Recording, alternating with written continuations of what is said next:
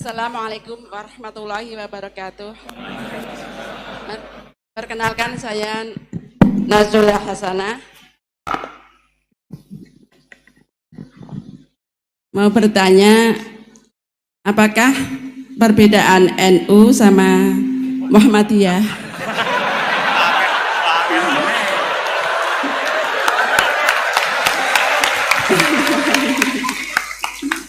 Tadi kan dijabarkan. Terus dalam sholat subuh itu kan ada yang pakai doa kunut, ada yang enggak. Tolong jabarkan. Wassalamualaikum warahmatullahi wabarakatuh. Waalaikumsalam. Baik. Terus gimana yang ketiga NU sama MU? Satu itu beda seragamnya dan logonya.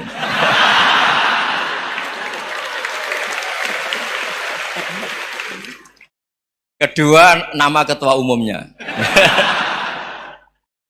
Ketiga, tanggal acara besarnya. Muktamar Muhammadiyah dan NU itu beda. Sudah beda satu abadnya. Tentu dulu Muhammadiyah. Tapi begini ya, perbedaan itu nggak bisa dihindari. Karena tadi ada sudut pandang apa? Ada sudut pandang itu nggak bisa dihindari. Ini cerita yang nyata ya. Saya ulang lagi, senyata-nyatanya. Andaikan betul Rasulullah itu hanya kunut 1-2 kali, maka kalau menurut mazhab Syafi'i, apa salahnya melakukan sunnah terus-menerus meskipun Nabi itu melakukan hanya beberapa kali?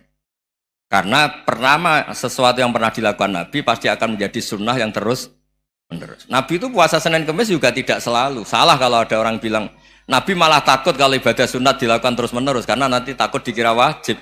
Itu masyhur dalam kaidah usul fikih. Tapi yang tidak kunut juga tidak salah, karena ya tadi Nabi ya pernah kunut, Nabi juga pernah tidak kunut, karena Nabinya orang banyak. Kan bukan Nabi kelompok tertentu, no? Jadi sederhana. Terus menyangkut ini, dengerin betul, sujud. Sujud itu banyak ulama yang mengatakan untuk sah itu harus melibatkan 7 anggota. Umirtu an asjuda ala sab'ati azumin al-jabha wal yaden warrubaten wal qadamen. Saya diperintahkan sujud itu melibatkan 7 anggota, yaitu jabha, yaden, 2 tangan, 2 lutut, terus 2 qadamen. Tapi Imam Syafi'i ngendikan, andaikan ada pendapat yang mengatakan ukurannya cukup jabha, maka itu juga benar. Karena Nabi ketika sujud ngendikan sajadalaka waj'i wa sam'i wa basori. Ya Allah telah sujud ke engkau wajah saya, jabha saya. Nabi tidak menyebut tangan, tidak menyebut rubaten, tidak menyebut qadamen. Ini wajah dua wajah, ukurannya itu hanya jabha. Itu kayak iya, kayak enggak. Nah, hal-hal seperti itu yang menjadikan ada ijtihad. Ijtihad itu satu pemikiran yang cara sudut pandang itu kayak iya, kayak enggak. Nah, itu terus ada al-madhaibul arba'ah. Terus ketika implementasi di Indonesia, dulu Mbah Ahmad Dahlan juga ngaji Bahasa Soleh Darat. Mbah Hasyim Asy'ari juga ngaji Bahasa Soleh Darat. Ketika di Mekah sama-sama ngaji Syekh Khotib Minangkabau, sama-sama ngaji Syekh Mahfud Termas. Jadi ya kalau di keluarga kita itu ya biasa aja, perbedaan-perbedaan itu selama masih ilmiah dianggap biasa aja. Karena memang ngelola sudut pandang itu nggak bisa ditertibkan. Nabi Yahya itu suka berkawan orang soleh. Karena berkawan orang soleh itu enak. Tapi kalau Nabi Isa suka dadani desa-desa tertinggal yang masih macam-macam. Ketika ditanya, kenapa engkau suka berkawan orang-orang gitu? Ana tabibun udawil mardo. Di mana-mana kiai itu ya nyembuhkan yang sakit. Jadi kalau dakwah yang sudah iman tuh akeh tunggali gitu. Tapi dakwah gitu kan tantangan. Itu sudut pandang. Ada nabi itu yang tertawa terus guyon terus. Yang satu murung terus. Ya sama Nabi Isa dan Yahya kan satu angkatan. Mali aroka dohikan fakaan nama tak manumin makrillah. Kamu kok tertawa-tawa terus, seakan-akan nggak ada adab saja. Yang satu tanya, mali aroka abisan kaan nakata kena tumir rahmatillah. Wong kok murung terus, kayak dunia orang rahmat ya. Nah, Anda ini orang hebat. Guyu banter ya iso, nangis banter ya iso. Nah itu sudah orang kombinasi itu. Isa ya mau, ya mau, Muhammadiyah ya gelem, NU ya gelem. Ya maksudnya sudah biasa aja.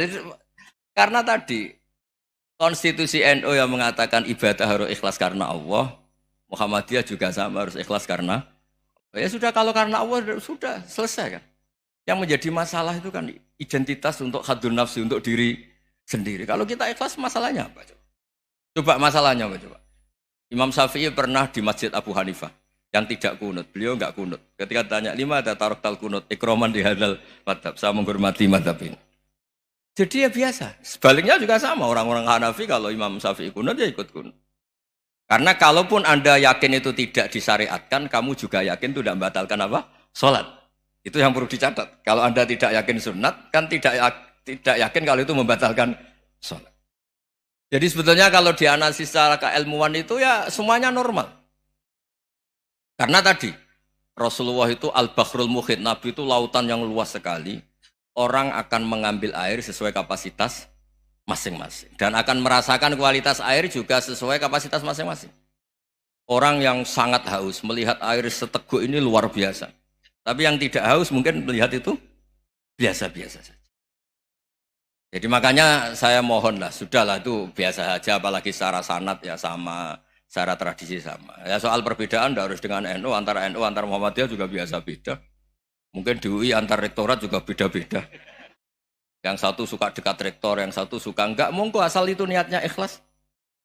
Terakhir saya beri cerita, ada sahabat ditanya, "Sifli wajah Rasulillah." Coba tolong saya ceritakan wajahnya Nabi kayak apa. Sahabat tuh nangis senangis-nangisnya. Kenapa engkau menangis? Saya itu tidak pernah melihat wajah Rasulullah SAW. Loh kenapa? Engkau kan sahabat. Sungkan. Sebagai bentuk penghormatan saya tidak berani melihat wajahnya. Sebagai bentuk penghormatan pada waktu Nabi, saya tidak berani sowan. Nabi di dalam punya keluarga, punya istri, punya cucu. Kalau saya sowan tuh ganggu. Ya masuk akal. Bentuk hormat itu tidak ganggu kan. Tapi ada orang-orang yang bentuk hormat, bentuk sayang itu sering datang ke majelis Nabi. Sama-sama masuk akal, bisa didebat gimana? Sama-sama masuk akal. Ya sudah, itu ijtihad, maksudnya itu ijtihad, itu sudah sama-sama masuk akal. Abul Hasan Asyadili itu kalau kemana-mana pakai mobil mewah, pakai baju mewah. Ketika ditanya, Anda ini ulama kok pakaiannya mewah, mobilnya mewah. Dan wong ra kepikiran nyangoni ya. Nah, tapi nak kowe tawaduk melas. Terus dibalik numbalmu sakit. Ngonang ra iso mulai kayak gini. Ya tapi misalnya semua gitu mesti ada yang salah paham, itu keangkuhan. Tapi kalau semuanya kelihatan gembel, nanti orang trauma jadi kiai. Takut kayak itu. Ya sudah, itu wilayah ijtihad, sudah tidak usah ya, pokoknya sudah, yang penting ikhlas. Anda berani tanggung jawab nanti ketika ketemu Allah Subhanahu wa taala. Nggih, ngoten. Assalamualaikum warahmatullahi wabarakatuh.